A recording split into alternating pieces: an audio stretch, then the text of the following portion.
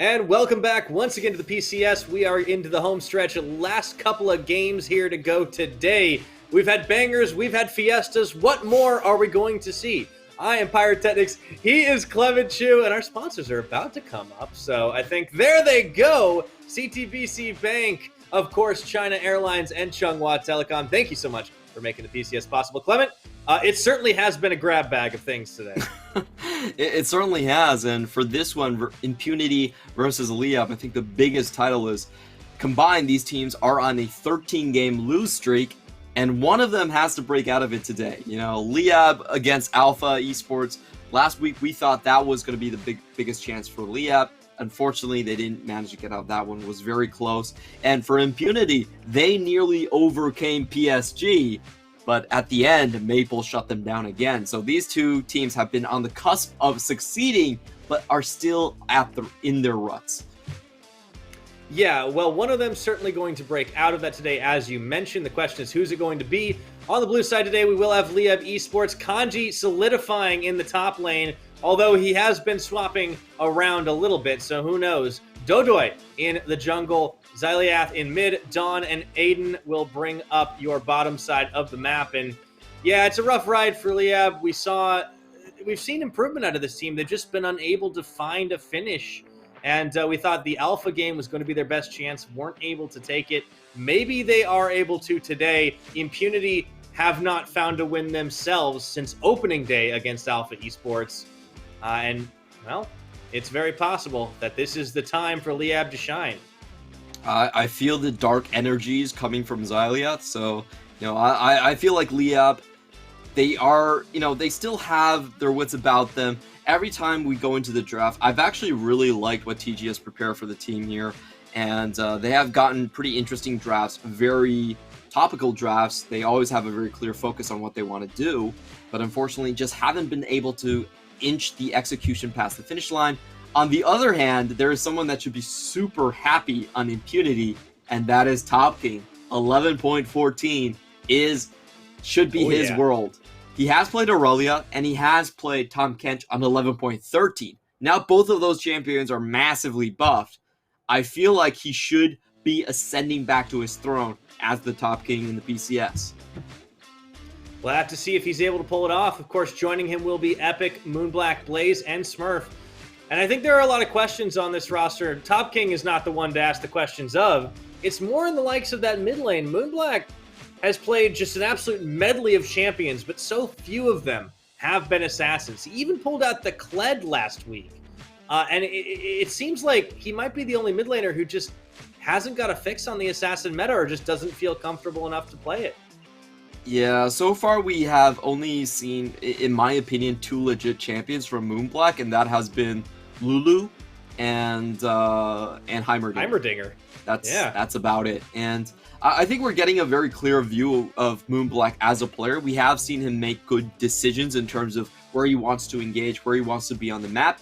But individual mechanically, he does seem a little bit limited. We did have, you know, very glaring mistakes where his Lulu, he ulted the wrong person, or his Kled going on the wrong target and missing his entire combo. You know, it's hard. It's kind of hard to ignore, like, when a player like fumbles plays very obviously, but it definitely has happened quite commonly with Moonblack. So we'll see if he can catch up to the curve in terms of mechanics and definitely in terms of champion pool. But now for the highlights of both teams, we do have Dawn on one side, a lot of hyper carries coming in, and for Blaze, that's kind of been the same thing as well. You know, both of these teams do like to play a little bit more scaling on the bottom side, not necessarily seeking a lot of action there early on, especially if you look at, I think the stat is very unfair for Blaze, because I'll be honest, I think most of the lane mistakes have actually came from Smurf. He's definitely not as bad as a negative 900 GD. That's kind of preposterous, but, you know, numbers don't lie, and that's what has happened. And I think the interesting dynamic about both of these teams is that, and a big change of events is, Liyab statistically has actually had the better early game compared to Impunity. I don't think many teams have seen this coming, but it's definitely true, and I feel like Impunity just has massive swings in terms of how well their lane phases go. Moonblack definitely has been a big part of that, but the other lanes like Smurf have also needed to catch up and hold that early game steady. If Impunity are on even footing, I actually trust their mid-late game decision-making to carry them through this match. Yeah, I think that's a very fair statement to make. Now, we are into the picks and bans. We do see the Heimerdinger just pretty much has been a must ban against Moonblack. It has been one of the few champions he's been able to shine on. Aurelia here on 11.14 banned away from Top King will also make its way. It does mean the Tom Kench is available for him should he want to take that despite how it performed in the previous game. Ziggs being banned away certainly has been a pretty big terror, as well as the Viego leaves open the Thresh, and Aiden will quickly get that. Yep, and as we mentioned, both of these teams do like to play a little bit more scaling for AD carries, so they're going to make sure Dawn has that open chance to get the Aphelios. 86% win rate, probably a little bit lower today because we just saw Aphelios lose, but before today, 86% win rate on the champion. Impunity looks like they're just going to go for a straight counter. They're flashing the Aphelios to make sure they know what Liyab is going to go for next. And usually we do see a jungle pick coming in here. Xin Zhao is still open. I do fully expect Epic to just take that one. They're actually hovering at least on Leona. They will lock it. They leave the Xin Zhao open for Dodoy. Interesting strategy, but not going to take it anyways. He goes on to Olaf. So we do know for Dodoy specifically, Olaf is probably higher priority than Xin Zhao. It's a champion that he's played a lot, and right. No, honestly, Impunity, this is a perfect setup. They don't tick the Xin Zhao, and they take a counter pick to Olaf. So very well done by Epic. Yeah, and Epic's very comfortable in this trundle too. Has really been bringing it out. Will get it for a third time in the split, and we enter ban phase 2. So, you know, Impunity, they know exactly what they want to do. They know exactly what they want to pick against. And so far, things are lining up. Here's the fun part about Liyab is we really haven't seen Kanji play a champion twice. He has been kind of the mystery bag of mid laners or top laners in this situation because he does fluctuate between two lanes. So it's very hard to actually pinpoint what champion he's going to take out. The Camille he did play last time around, but I think Liyab, a big issue for them is in the mid-late game, they don't really wait for Kanji to be in position, or they don't really communicate with him well enough for him to join the team fight at the same time. So Kanji still has an incredibly low kill participation with the rest of the team. And frankly, for me, I would actually prefer him play something that is more weak side and more tank oriented, where he's always with the team. I feel like that makes more sense for Liyab's current level of coordination. Stuff like the Ornn, stuff like the Mundo, I feel like would actually serve them a little bit better. But Impunity are significantly impressed enough with the Camille that they're actually going to take that out and take away the Camille plus Galio combination that we saw from Liyab last week. Ooh, and Moonblack is going to get the LeBlanc. I think this was telegraphed when they preemptively banned the Lissandra. So we will finally see. It does seem like it doesn't matter who it is. LeBlanc is the new hotness now. And Liyab, and we have seen the Rise work well against it. Perhaps that is in Xylia's repertoire. They also have the Lulu, which does pretty well against the LeBlanc if they want to go for that. Potential options just being open here. Ooh, Silas too. Yeah, Silas is an interesting one. Liyab, so far, their game plan is pretty scaling. They don't have a strong lane just yet, and they also have to blind pick their top. So Dodoy is going to have to do a lot of work in this match. If you have multiple lanes that are going to be projected to be behind, then the jungler is the one that has to, funnily enough, actually make sure that he's never scouted on the map. So if he's never seen, then he could be in all three lanes at the same time, and that's Dodoy's task this time around. He has to remain completely unspotted. On the other hand, we do have Aiden. Going for the Fiora here. Oh boy, yeah, so Top King, what is he going to do to deal with this? Jack's on the hover for the time being. I don't think that will be the pick. Let's see, in the last second tick down. They actually let the Lucian go through. Okay. I do prefer the Jax instead. Jax does have a much easier time against Fiora. Not really an easier time, but it's a pretty strong counter matchup. It's like 55-45 in Jax's favor. And he can hold on to the counter-strike a lot longer than the Fiora can hold on to the riposte. So that matchup typically goes on the side of Jax. Lucian, much stronger in the lane, but I would say this one is, it's a bit riskier. Lucian's definitely in the same train where if you don't win early, then you're not doing much. However, I will say this Lucian pick, it does make sense in my mind, because if you look at Liyab's full lineup, they don't really have good single target CC to lock down that Lucian whatsoever. Like, you're looking at maybe Sylas and that's it. So we'll see how this one does. It does seem like on the Impunity side, they kind of want to try and win this early, try to snowball it. I'm curious to see how Moonblack actually handles LeBlanc. That's always going to be a big thing on my mind, because he just had so far refused to really play many of these assassins. We did see a LeBlanc game from him, but apart from that, you know, like, giving it another go. I'm happy to see him kind of falling a little bit more into the meta, and we'll see if this is the beginning of the Impunity turnaround, because it has been a very rough ride for this squad. Will they be able to snap that streak? Will Liyab find their first win in the summer split? From a drafting perspective, if you win all 3 of your lanes early, it almost doesn't matter what you do later on in the game. Like, if I'm going by my 10 commandments, then I would give the draft to Impunity. However, I do want to note that Impunity does have the worst early game statistically out of any of the teams in the PCS currently, and this is their last match of the first round robin. So, you know, there's not actually they do have a match tomorrow, excuse me. So but they're very close to rounding out the first round. So they have faced most of their opponents, and like, if they don't come out ahead early game, then this draft is it's pretty hard to pull out a win later on.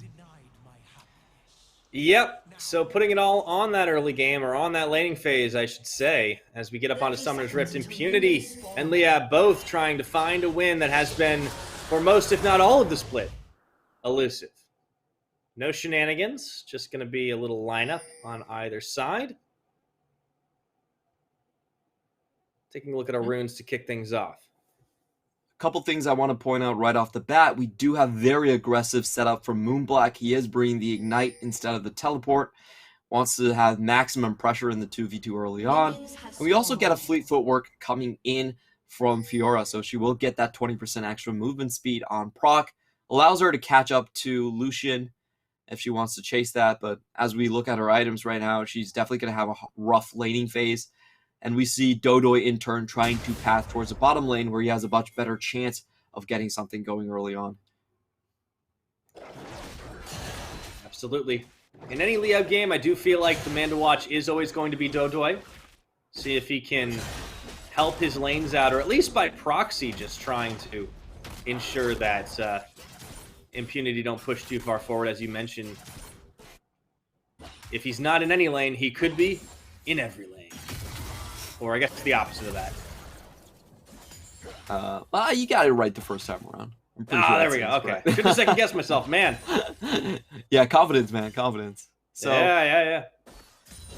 We'll see how they try to play this one out, but since like every lane, I think at level 5, like every lane should be pushed in from the side of Impunity. They are favored across the board here. It does give Epic a lot of chances to go in and set up deep vision, and I think we will see Moonblack try to pivot around that, get use of that Ignite to find those early pick kills, and snowball himself further into game. That's going to be the game plan coming out from one side. On Liyab, they need a lot more time to get scaled up. I think the soonest they can hope to find some comebacks really is at level 6, where you have Sylas being able to take away some of those ultimate abilities. You get something like a Solar Flare, you can start making plays. Or else, I think the Liyab team really doesn't provide enough engage for you to find much success in terms of early skirmishing. You have to sit back and just hold on throughout the early phases. And that is what they're trying to do. So as we get underway here, so far everything going according to the plan. No overt pressure across the board. I do like the chutzpah that Top King displayed picking this Lucian out. As you mentioned, it's a little bit more risky, but you know, there's not a lot that Liyab can really do about it to chase him down, especially like Dodoy on this Olaf. He's not got a whole lot of hard CC. The dash there should keep Top King safe. You'd have to think. and already he's just got Kanji shoved under tower. Yeah, and this is also a pretty interesting back timing from both mid laners right here. We are going to get Xyliath having to TP and fix his wave early on, so very early back here, or else he would be frozen in a very inhospitable position in the middle of his wave. So we see that burn early on. Pretty standard play, honestly. In the meantime, though, we do get a bit of an early lead coming in from the Aphelios versus the Varus. This is also somewhat expected. You don't really see the Varus come back into his own until he gets the Serrated Dirk into lane. So that will take a while, but it is ramping up to that point. And the crucial thing for me is we don't have any situation where Dodo is spotted. Ooh, Moonblack. Ooh, Xyliath. Nice. Outplaying Moonblack in that little bit of a trade there. Really good. Yeah. You can see it's just Moonblack's just not as comfortable on these types of champions. Now, that's just one exchange, so maybe I'm getting ahead of myself, but he definitely prefers to play back, play on the mages. Yeah, we did see him miss the earlier distort there and give Xyliath a chance to just open up on him with the Petricide. Now is the critical part of the game where we are going to see these lanes develop to the point where you can start getting Epic into the enemy jungle. He can start tracking Dodoy. And this means that Epic can go for very aggressive ganks because he knows that he's going to have a numbers advantage throughout the entire gank. There's no counter ganks coming. And this is where you really cash in on lane advantages, and especially for pushing lanes. Moonblack? Dodo is going to be the one opening it up, actually. Wanders through and chucks at the undertow. Moonblack does get away from that. And this is a great play coming in from Liyab because it means that they're going to be able to clear out a lot of the vision that we just saw Epic placed. Epic wanted to clear out one side of the map, make sure where Olaf is, but once Olaf gets that gank in, forces Moonblack away, then he can just defend his own territory quite nicely. So, chain of events here, the sequencing from Dodo, I actually really enjoy this part of it, though, unfortunately, he doesn't get any of the wards, so it's not really going to work out that well, and this means that, you know, Epic, if he so chooses to, that gank into the top lane is pretty wide open. Although he's mostly sniffing around the bottom for the time being, actually kind of bringing Smurf with him here on a bit of a chain, and it looks like the junglers might actually meet in the river. Dodoy tries to steal away the Scuttle Crab. Not going to happen this time. Interesting turn of events as they tried to muscle in and maybe force a fight. Liyab, so far it does seem like the plan of attack has been shut down Moonblack, which certainly isn't a bad strategy. He struggled on a lot of these champions, especially when he's played something outside of his very unique comfort zone, I would put it. We have seen a number of champions, like currently Moonblack, the champions we know he plays, or we can refer from opponent bans, are Fiddlesticks, Heimerdinger, and Kled. Those are the champions that are most banned against him. So, a very unique pool. I have never seen a player that makes these three champions. Honestly, his champion pool sounds more relevant in TFT than it does in League right now. I was just going to say, yeah, as I know those champions, but not from League of Legends, unfortunately. Yeah, so, yeah, interesting type of player, you know. I feel like we can kind of judge why he was picked up.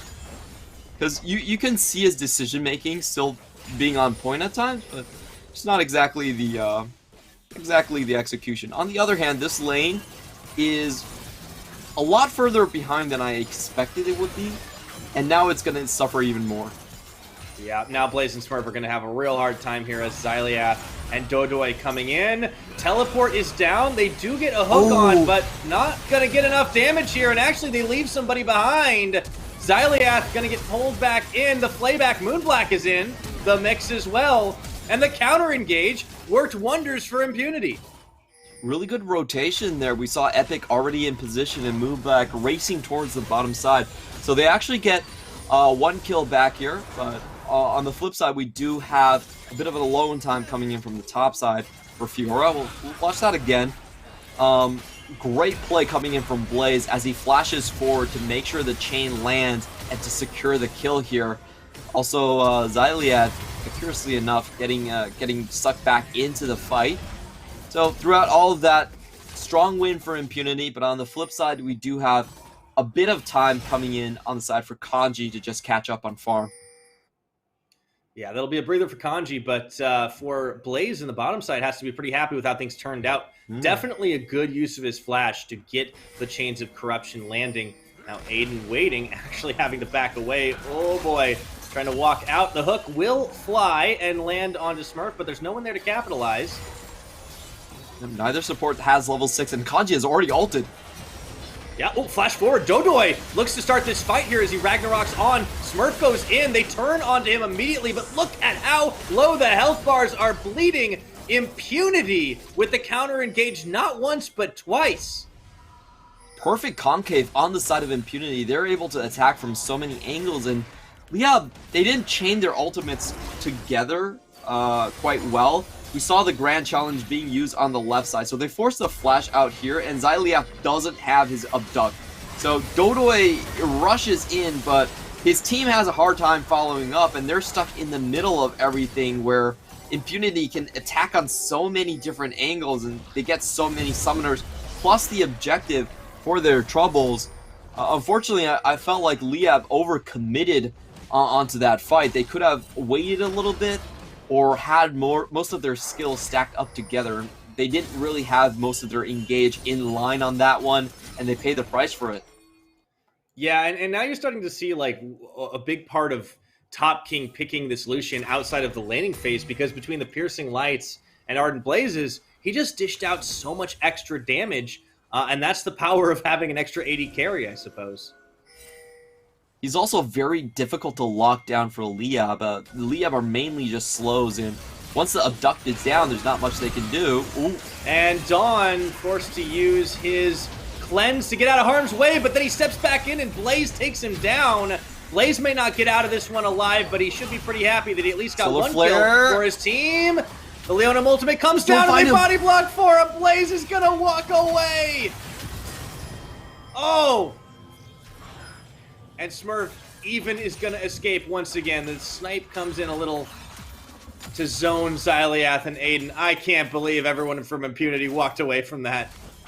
Great outplay on the side of Blaze. He's able to walk back into the tower to pick up the kill and then still gets out scot-free. Really nicely done by him. And unfortunately for Dawn, I felt like he kept a little bit too close to Blaze in that trade. It was a really nice dodge on the early collapse coming in from Impunity from the inner try, but unfortunately they don't survive that. Also, kind of interesting that Impunity was willing to basically take Moonblack out of lane so long just to make that play happen. That's a very interesting rotation. You can see Epic was the one actually picking up most of the minion wave there. Yeah, definitely an interesting series of events. Oop, Top King clips Kanji, Piercing Light. Top King is just having a blast this game, right? He just gets to bully Kanji as long as he wants. Whenever there's a team fight, he can hop in and do stuff. And we talked about 11.14 certainly being the patch that Top King in particular, if anyone in the league would be happy about, it would be him. And now he just mercilessly unloads on Kanji. Full channel of the culling, and he steps forward for the double tap. And I think that merits almost a slow clap, to be honest. Well played. Yeah, beautiful sequencing there. Waits until the Q is down there, opens up, knows that there's not much that Kanji can do to dodge out, saves the Gale Force with the execution damage to finish off the play. It was beautifully done on Impunity's side. And the chain of events is really nice. He knows his wave condition is pushing into him, so he gets double wards to make sure that Kanji can't get free EXP. He punishes him on every single brush, and then just finishes off the play. At this point, it's pretty hard to see the Fiora coming back, and Impunity are just, they're overloading the other side of the map, and basically forcing Liyab to play very aggressively on Top King if they want to trade anything back. And it's always hard to trade something back on an enemy laner that is ahead of your own top lane. Yeah, and it seems like Liyab have been kind of reluctant to try and make those big plays topside. Now that may change as you do see Dodoy and Xyliath heading up that way. Meanwhile, Dawn pushing in the mid with a handful of minions does manage to secure. Nope, that plate did not go down. Top King could be in a little bit of trouble. Here is Xyliath to cut off the wave, but Top King clears so fast. He's a Lucian after all. and help is on the way I don't know already. If this is gonna work. If Liyab go any further, they're going to get punished hard, but it does look like they're still going to look for the play. And in comes Smurf. They now have to one up the tower.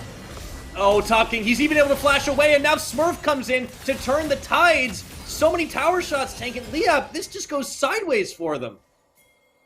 And there's still more chase potential coming in from Moonblack. He doesn't have the Mimic just yet, but he will catch out Dodoy and force the flash, the Ignite ticking down. Kanji's gonna fall as well. Top King gets another one. Oh my goodness, I think they even got another Shelly charge down bottom while that was all happening. That was way too forced for Liyab. Once the minion wave was dealt with by Top King, they had to back out. There was no way that Impunity was going to let their main carry actually sit up top for that long. And unfortunately, I feel like Liyab definitely overplayed their hand right here. After the wave cut, you just got to go. And, you know, they get slowed down by Smurf. Great play from them. Kanji doesn't get the riposte in time, gets stuck underneath tower. And that's that. They also have Moonblack coming in on the edge here, which Dodoy has to burn extra summoners just to die in the end there. So massive win from Impunity. And you know, I did say at the start of the game that maybe this is a draft that's not really going to work if you can't hold up the early game. But on the flip side, maybe this is the type of draft you want to do if you want to make sure you get an early game lead. Yeah. Certainly a bit of a self-fulfilling prophecy, I suppose. 5,000 gold advantage at 15 minutes is nothing to sneeze at. Impunity just rolling on forward. And Liyab really, honestly, just overcommitting to trying to make a play somewhere, anywhere, and not even finding the kill. It's a bit of a feels bad man if you're a Liyab fan. It definitely does, and I honestly feel like this Olaf pick hasn't been of much value at this point. I almost would have preferred the Volley Bearer instead, which does have a bit more engaged potential coming into it. Right now, Liyab, it's hard for them to even conduct a tower dive because their only hard crowd control does have to come from other lanes when you look at the top gank. It does have to come from Xyliath, or it does have to come from Aiden. And I think Volley Bear would have suited them a lot better in these types of scenarios.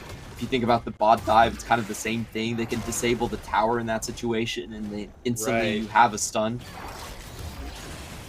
Yeah, you got to wonder if maybe some of these picks, you know, we've talked about it on Impunity side with regards to Moonblack, although his LeBlanc is starting to work out. Maybe some of the Liyab comfort preferences are a bit of a crutch, and that is a troubling sign for a team that is looking to go winless for the 8th game in a row at the moment. We have seen improvement from Liyab, but it could be that they're being held back a little bit in terms of what they feel comfortable playing. I will always maintain that Dodoy's best champion is actually Udyr. I feel like when he's on Udyr, he has a lot more swagger when he's on that champion. He's able to dance around the enemy team. You know, sometimes he makes some mistakes on it, but he seems a lot more fun, and this is not fun on the side of Xyliath. Well, it's fun if you're Top King. He's having a blast, True. man. It really depends on perspective on this one. Yeah. And I feel like this is how Impunity should play. At the start of this split, they actually let Top King play like weak side or tank a lot of the time, and Blaze is on Aphelios. They throw Top King on something like a Tom Kench and just forget about him. Playing through Top King with jungle coverage, for me, is definitely how Impunity upgrade themselves and improve their chances going into playoffs. Yeah, I think they've definitely found a bit more of a groove here. It is working well, and if they can try and translate this into performances against stronger opponents, they could definitely be well on their way back. I think Impunity are a team that I don't think anybody really expected to be this far behind in the standings early in the split. They definitely looked like a team that could be in the top 6 or on the very edge of it, but they've just had such a rough time. Last week, of course, a really tough schedule. They did have a very close game against some of the top teams in the league, but, you know, the wins are what matter at the end of the day, and they weren't able to find it. We are starting to see a bit of a comeback for them, and snapping the losing streak, that does a lot for your mental, regardless of who it's against. Yeah, that definitely is the case here, and... Oh no, yep. Kanji. Oof. Around the backside. Yeah, Epic is still pretty big here as he just steals the stats away. Meanwhile, Xyliath coming out of the woodwork, and maybe this is the chance for the counter collapse. They do take down the troll. Kanji forced to flash away, Topking nearly 0 or 100 to 0 him again, but there's the shutdown. Dawn, with the help of Xyliath and Aiden, managed to turn it around. A bit of an epic overchase coming in from Trundle there. It goes behind the lines, and that was a massive shutdown. 900 gold bounty going over to Aphelios on Dawn is going to be massive. He is going to go for the collector here. A lot of open targets for him to take down. And watching this again, you know, they could have decided to back off at any moment right here, but they do so way too late. And a really good roam coming in from Aiden cuts off the entire retreat path. Also, Topking flat does go forward, trying to get the kill onto Kanji. Kanji kind of baits him out on that one. Less of an epic overchase and more of a mythic overchase, I think, at that point. So that gets Liyab a handful of kills. And they'll be happy with just about whatever scraps they can get in this game. Pushing the wave back. Still, it's going to be a long climb to get into this game once again. But, you know, I think we started to see this, Clement, from teams towards the bottom of the standings. Unforced errors resulting in a lot of turnaround potential. True. I think Impunity thought they were further ahead than they actually were. And it was a really good selection by Xyliath to get the engage tools in place. We've talked about this a lot. The Liyab really do not have great engage on this team. So Xyliath does get the solar flare, cuts off the entire ramp, and gets the kill afterwards. I think that's going to be one of the rare situations that you see Topking actually dying. But throughout the rest of the game, I don't think that's going to happen that many times. He did get tagged by the Abduct here. And I like this rebound play from Impunity. They know they're still very far ahead. They're not going to lose their confidence. They're just going to start the Baron up. And they have a lot of damage, right? This is definitely a team that can clear that Baron on 3. Meanwhile, Moonblack continues to just try and zone people out. Dodoy is going to have a hard time even getting in range to smite. And Olaf is not the type of jungler that you're looking for the crazy smite steal. They will try to turn as he walks into the pit, but he gets cut down before he can do it. He really tried to play. You know that scene in Lord of the Rings where the orc was like running with the torch to blow up Helm's Deep. He was trying to make that kind of play, but unfortunately they shot him down. Well, that's unfortunate. The orcs also failed to take down Helm's Deep, so I guess the story repeats itself in this case. Great play by Impunity, and unfortunately not enough members on Liyab were on that charge there, so they're able to single out Dodoy very easily. And as you mentioned, they are a very high damage team composition when it comes to it.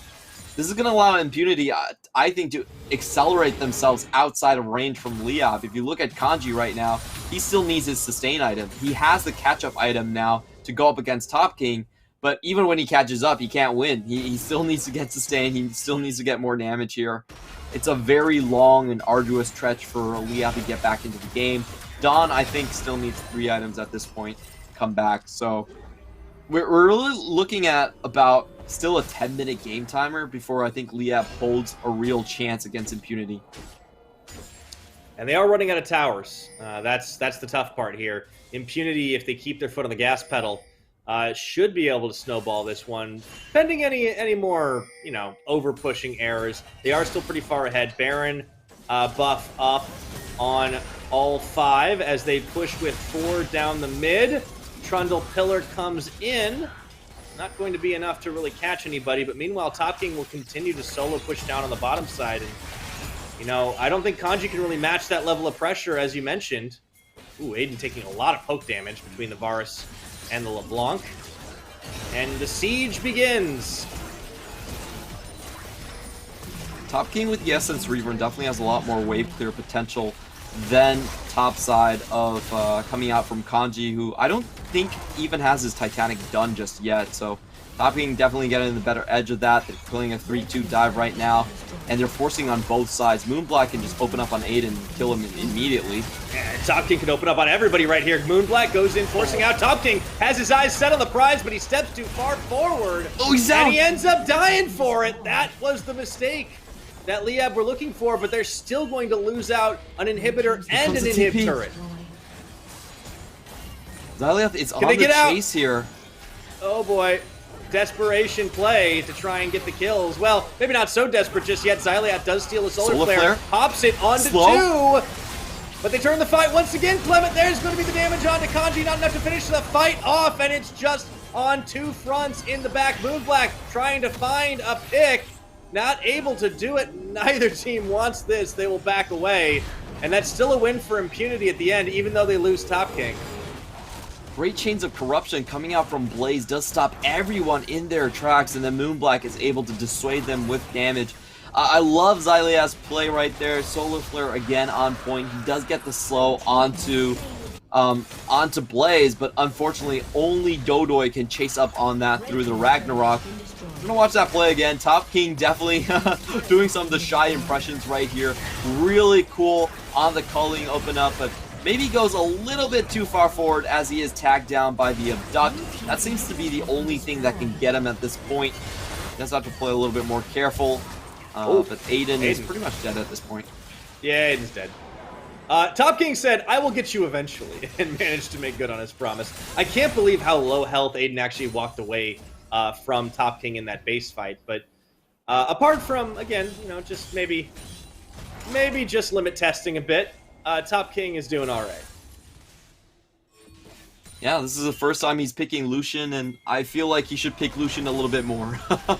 Not just against mid laners that are forced to become top laners, but I feel like Top King, throughout his individual performances, he actually still holds himself very, very well, despite, you know, we have talked about Impunity not really having a great early game. He has been the opposite to the rest of the team, so he should be willing to go for these more aggressive champions, and a lot of times I think it's better for the rest of the team because he can draw pressure away from everyone.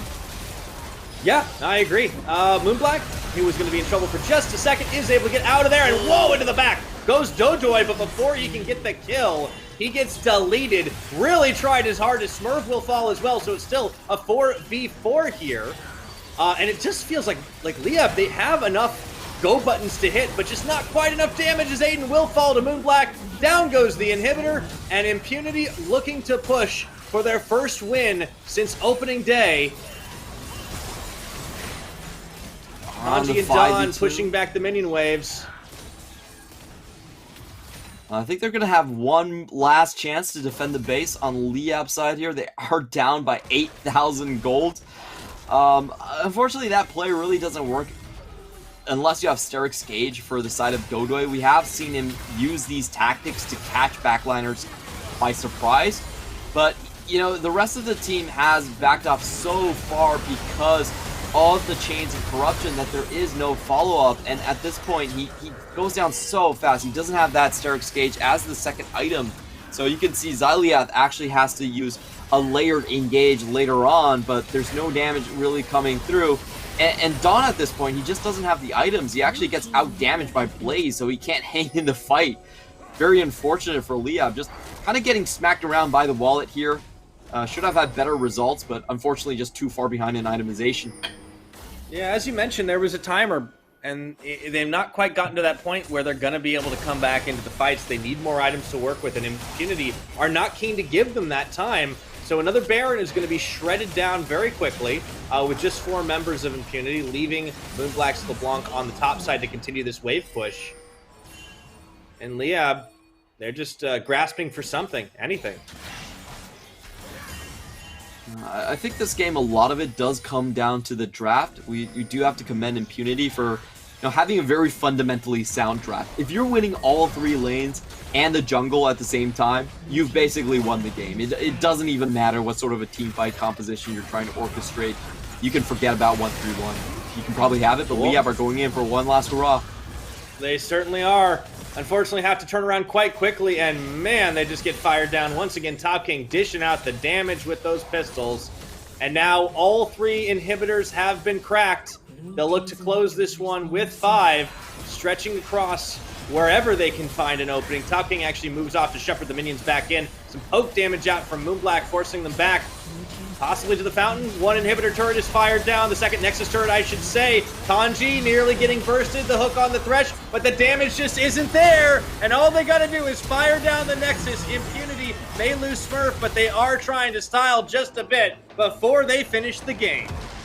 And congratulations to Impunity. Their nightmares are over. They can put that 6 losing streak behind them. They finally welcome the second win of the split so far. And honestly, like, we have a very forgiving league, so 2 wins is enough to catch you up all the way to 7th place. They have found themselves finally within playoff territory, heading towards the promised land.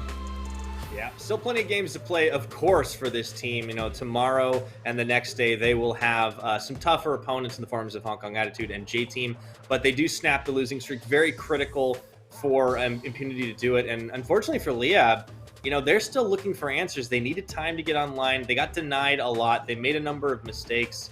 And I think you're right. The draft really was kind of something that sort of bit them in the behind. And I want to see more out of this squad. I know they have it in them. We've seen the glimmers of incredible play. It just hasn't been put together for a win yet. Yeah, I think the draft was still the main thing. If you think about this game, Impunity took down the first 4 towers of the game because they were winning everywhere on the map. And I think in this type of draft, I'm kind of doubtful about the blind Fiora. I feel like that is a matchup where you have to invest resources in, or she's not going to repay you with anything. She's going to come back she's going to come online way too late into the game to actually impact anything.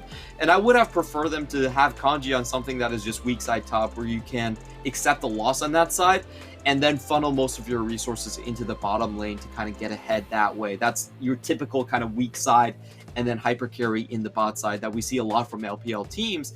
But unfortunately, they also played scaling on every single lane, and when everyone needs resources, no one is going to get it in the end. They just get ran over by Impunity. Yeah, and I think when you talked about how Dodoy may have looked a little bit better on the likes of like a Volley Bear to really start to set up the engagements, I think you're right. I think his Olaf is good. He plays it well. The problem is that's not what the team needed in this game. And in the early game, when they weren't going to be able to do much in any of the lanes, somebody that could at least try to set up pressure, try to set up more ganks. We saw some of the potential there when he hit mid lane, didn't actually find a kill onto Moonblack, but was able to actually push that LeBlanc off a couple of times. That might have been even more effective had they had the access to something like the Stormbringer, but it just wasn't enough. Unfortunately, so Liyab still in the hunt for their first win. They will fall to that 0-8, and well, there's still plenty of time for them to try and find some wins, but Liyab's still not able to execute fully, and you know, whether it's all draft or there's something else to it, I think they're still looking for answers. There is our gold graph for the game, and to nobody's surprise, Top King had a blast. Ouch. Kanji didn't get to play the game. If you look at that damage, Top King did about 6 times as much damage as Kanji on the other side, which is... Oh, yeah. I don't think I've ever seen such a one-sided damage graph in a solo lane, so... Fiora, definitely not the pick here. I was calling for something blind, something more suitable for a blind pick top lane. I felt like maybe something like a Mundo would have been better suited, where you just play towards the bot side and just leave him be, and you can still get some value out of the pick later on, but unfortunately they went with something that did need a bit more resource investment, which he didn't get. And Top King comes out with the MVP, 90% kill participation, and very high damage numbers at the end. Got 5,000 gold extra compared to Kanji. Yeah. I think that's all you need to know about the game. Yeah, honestly, like Top King gets some A's, maybe not quite an A+. I mean, if he just doesn't step too far forward and get killed a couple of times, I think maybe we give him that S. But really good performance for Top King. This is definitely his patch. I'm excited to see more from this guy. But we have a little bit of a break, and we will be right back with our last game of the night. So don't go anywhere.